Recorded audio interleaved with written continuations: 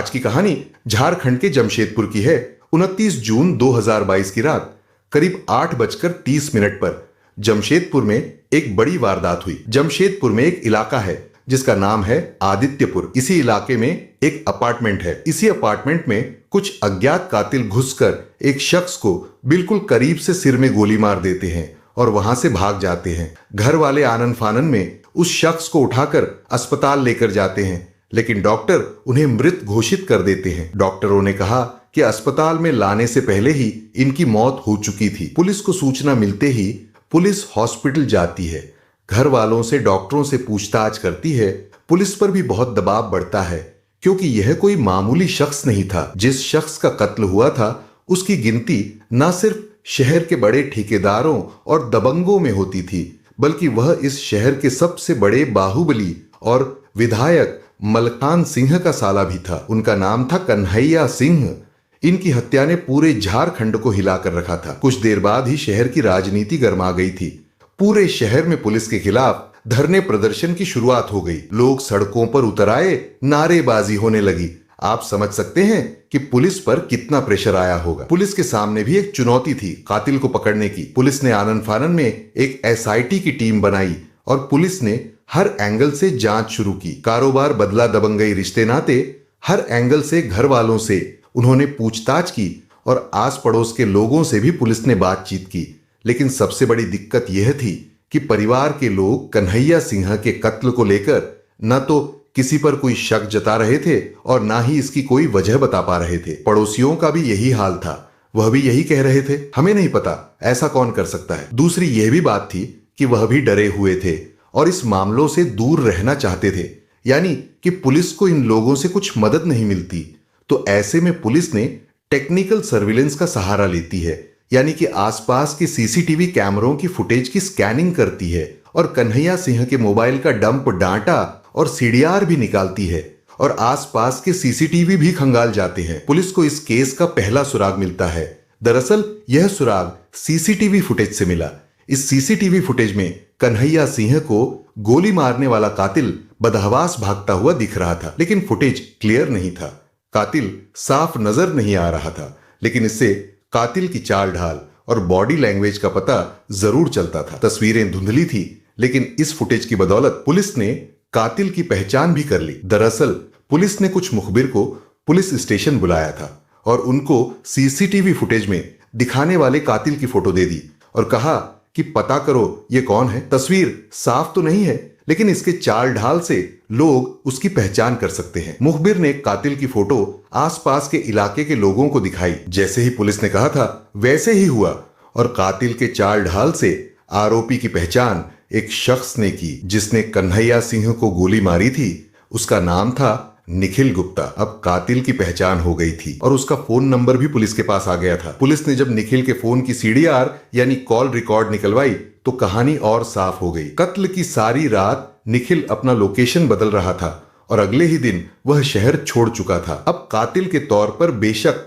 निखिल गुप्ता का चेहरा सामने आ चुका हो, लेकिन सबसे बड़ा सवाल यही था कि आखिर निखिल ने कन्हैया सिंह जैसे बड़े आदमी का कत्ल क्यों किया। एक हिसाब से देखा जाए तो वह सुपारी किलर था, यानी उसने किसी के कहने पर ही गोली चलाई होगी और यह कत्ल किसी के इशारे पर ही हुआ होगा, या तो उसकी कन्हैया सिंह से कोई दुश्मनी होगी। पुलिस इस एंगल से भी सोच रही थी, लेकिन पुलिस को इन सारे सवालों के जवाब भी मिल गए। इस सवाल का जवाब पुलिस को निखिल के ही सीडीआर से मिला। निखिल की कत्ल से पहले और कत्ल के बाद लगातार निखिल की बात राजवीर सिंह नाम के एक लड़के से हो रही थी। अब पुलिस ने राजवीर सिंह के बारे में जानकारी जुटाने लगी। तब पुलिस को पता चला कि आदित्यपुर इलाके में जो राजवीर सिंह है वह बहुत पहले कन्हैया सिंह के पड़ोस में रहा करता था और इन दिनों राजवीर सिंह और उसका परिवार आदित्यपुर से शहर के बिल्कुल दूसरी तरफ यानी ममना रोड में रहता था। और पुलिस को यह भी पता चला कि राजवीर कन्हैया सिंह की बेटी अपर्णा का दोस्त था। अब पुलिस भी सोच में पड़ गई, क्या इस कत्ल से राजवीर का भी कोई लेना देना था? क्या राजवीर ने निखिल को सुपारी दी थी? कन्हैया सिंह यानी अपनी गर्लफ्रेंड के पिता से भला उसकी क्या दुश्मनी हो सकती थी? और अगर इस कत्ल से उसका कोई लेना देना नहीं था तो फिर वह कन्हैया सिंह को गोली मारने वाले शूटर से लगातार बात क्यों कर रहा था? बहुत सारे सवाल पुलिस के दिमाग में घूम रहे थे। दूसरी ओर लोगों में डर था। लोगों को ऐसा लगने लगा था कि कहीं इस खून का बदला लेने के लिए शहर में गैंगवार ना छिड़ जाए। ऊपर से जो बाहुबली नेता थे, उन्होंने एक घोषणा की, अगर किसी को कातिल के बारे में पता चले या कातिल के बारे में पता हो तो तुरंत हमें बताना, इसके बदले 1 लाख का इनाम दिया जाएगा। यानी उन्होंने कातिल का काई सुराग देने वाले को अपनी तरफ से 1 लाख का इनाम देने की घोषणा की। पुलिस ने राजवीर और निखिल के फोन की लोकेशन ट्रेस करने में लगी थी। इतना ही नहीं, पुलिस ने इस मामले में मुखबिर की मदद ले रही थी। आखिरकार पुलिस को कामयाबी मिली। दोनों के मोबाइल फोन की लोकेशन और ह्यूमन इंटेलिजेंस से पता चला कि निखिल गुप्ता बनारस में छुपा बैठा है और राजवीर कोलकाता में अपने चाचा के फार्म हाउस में छुपा हुआ था। जैसे ही पुलिस को उनके ठिकाने का पता चला, पुलिस ने तुरंत बनारस और कोलकाता की पुलिस से मदद ली और पुलिस की टीम बनारस और कोलकाता रवाना हुई। निखिल बनारस से पकड़ा गया, जबकि राजवीर कोलकाता में अपने चाचा के फार्म हाउस से हिरासत में ले लिया। गिरफ्तार होने के बाद पहले तो निखिल ने साफ मना किया कि उसने कन्हैया सिंह की हत्या नहीं की, लेकिन जब पुलिस ने उसे सीसीटीवी फुटेज दिखाए तो उसने कबूल कर लिया कि उसी ने कन्हैया सिंह को गोली मारी थी। लेकिन उसने इस कत्ल को अंजाम देने की जो कहानी सुनाई वह बहुत चौंकाने वाली थी। उसने कहा कि इस कत्ल के लिए उसे सुपारी मिली थी और यह सुपारी किसी और ने नहीं, अपर्णा के दोस्त राजवीर सिंह ने दी थी। उधर राजवीर सिंह ने कन्हैया सिंह के कत्ल के पीछे अपना हाथ होने की बात तो कबूल कर ली और तफ्तीश में सुपारी की बात भी सही निकली। उसने कन्हैया सिंह से अपनी दुश्मनी की बात कही और बताया कि वह पिछले 3 सालों से उसकी हत्या करने की योजना बना रहा था और इस योजना को अंजाम देने के लिए वह सही आदमी ढूंढ रहा था। एक रोज उसकी मुलाकात दोस्त निखिल गुप्ता से हुई और उसने निखिल को बताया कि कन्हैया सिंह ने उसको कैसे मारा, पीटा और धमकाया है। निखिल कहता है, हाँ भाई जानता हूं, और मुझे भी रास्ते से आने जाने पर कन्हैया सिंह गाली गलौज करता है। वैसे तो राजवीर को कन्हैया सिंह को रास्ते से हटाना था और उसको एक आदमी की तलाश भी थी, तो उसने निखिल को भी उसकी हत्या करने की योजना बताई। निखिल को भी बदला लेने था और उसके लिए उसको पैसे भी मिलने वाले थे, तो निखिल भी कन्हैया सिंह का कत्ल करने के लिए राजी हो गया। जैसे राजवीर सिंह को कन्हैया से प्रॉब्लम थी, वैसे ही निखिल गुप्ता को कन्हैया सिंह से भी परेशानी थी। दोनों के पास कन्हैया सिंह को मारने की अपनी अपनी वजहें थी। दरअसल निखिल गुप्ता की कन्हैया सिंह से दुश्मनी की अलग ही कहानी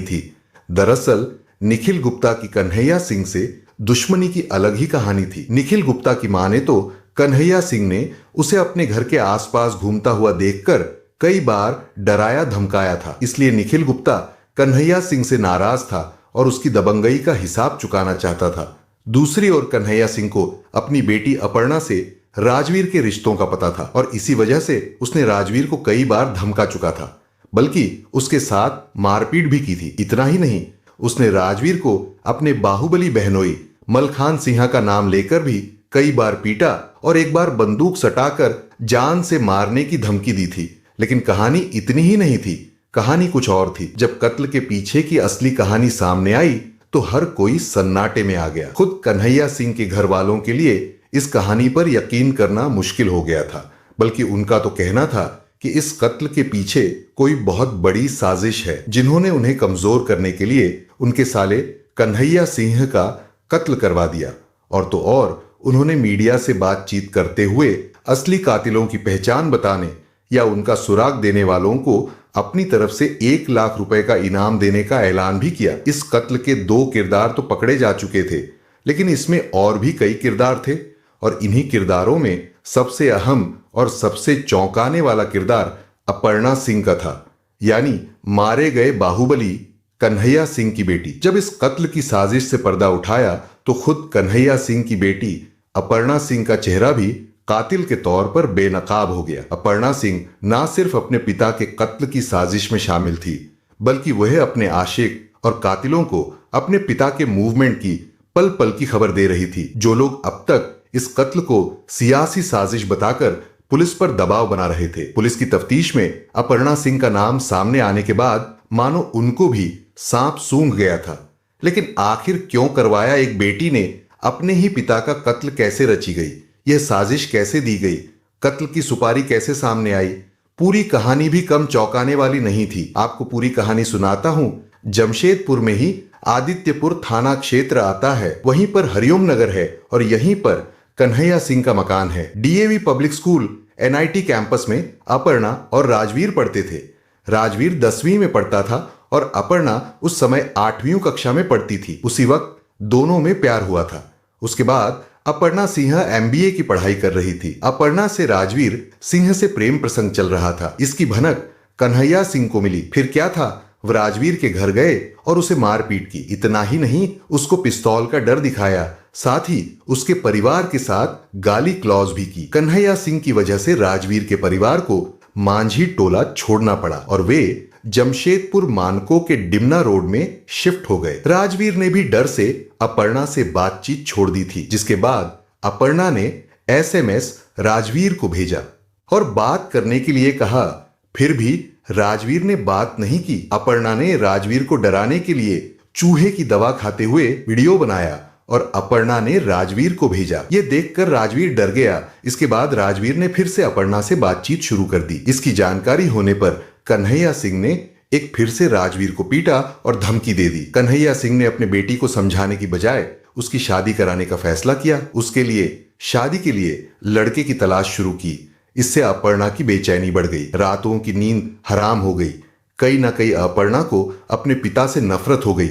उसको लगने लगा हमारे प्यार के बीच का कांटा है और उसे जड़ से उखाड़ना पड़ेगा। जब तक ये जिंदा रहेंगे तो हमारी शादी नहीं होगी। उसने राजवीर को सारी बातें बताई कि उसके पिता उसके लिए लड़का देख रहे हैं, उनका कुछ ना कुछ करना पड़ेगा। राजवीर ने कहा, मैं एक आदमी को जानता हूं, लेकिन यह काम के लिए पैसा चाहिए। अपर्णा ने कहा, तुम उसकी चिंता मत करो, मेरे पिता ने मुझे हीरे की अंगूठी दी है। दरअसल कन्हैया ने अपनी बेटी अपर्णा को उसके बर्थडे पर करीब 1 लाख कीमत वाली हीरे की अंगूठी गिफ्ट में दी थी। सितम देखिए कि बेटी ने खुद ही अपने हाथों से अपने बाप के नाम की सुपारी दी। अब इधर अपर्णा अपने पिता कन्हैया सिंह की हर गतिविधि की जानकारी राजवीर को देने लगी। 20 जून को अपर्णा के जरिए से राजवीर सिंह को पता चला कि कन्हैया सिंह बिहार के सोनपुर गया है। तब राजवीर शूटर निखिल और उसका एक साथी सौरभ किस्कू के साथ सोनपुर गए। पटना में सौरभ किस्कू ने एक तस्कर से संपर्क कर हथियार उपलब्ध कराया। उनके पास गन के साथ साथ चाकू और अन्य हथियार भी थे कि अगर कहीं गोली मिसफायर हो जाए। इसके बाद अपर्णा द्वारा शेयर किए गए लोकेशन से तीनों सोनपुर पहुंच गए और कन्हैया सिंह को मारने का प्रयास किया, लेकिन वहां पर भीड़ भाड़ होने के कारण असफल रहे। कन्हैया सिंह पर हमला करने का मौका नहीं मिला तो जमशेदपुर लौट गए। इसके बाद 29 तारीख की रात को दोबारा अपर्णा ने राजवीर को अपने पिता के लौटने की जानकारी दी। उधर शूटर कन्हैया सिंह के घर आने का इंतजार कर रहे थे।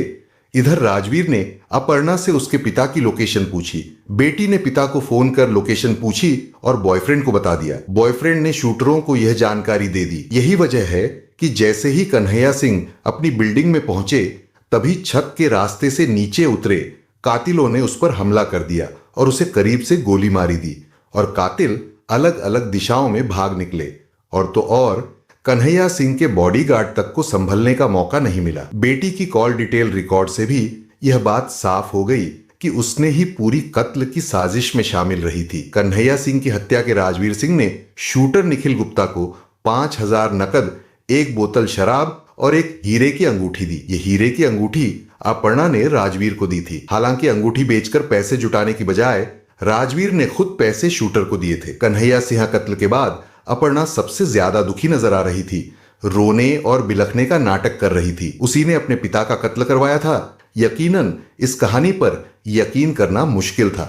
यानी यह कत्ल की ऐसी कहानी थी जिसमें एक बाहुबली की मौत की वजह कोई दूसरा बाहुबली की लड़ाई नहीं बल्कि घर की बेटी थी। पुलिस के पास उसके खिलाफ इतने मजबूत सबूत थे कि आखिरकार अपर्णा को उसके बिहार के पुश्तैनी मकान से गिरफ्तार कर लिया गया। उसकी गिरफ्तारी के साथ ही कत्ल की इस वारदात से जुड़ी एक से बढ़कर एक जानकारियां सामने आने लगी। इस कहानी का अंत बेहद चौंकाने वाला और दर्दनाक है। ये घटना हमें सिखाती है कि कभी कभी दुश्मनी और नफरत का जहर इतनी गहराई से घर के भीतर भी फैल सकता है कि परिवार के सदस्य ही एक दूसरे की जान लेने पर उतर आते हैं।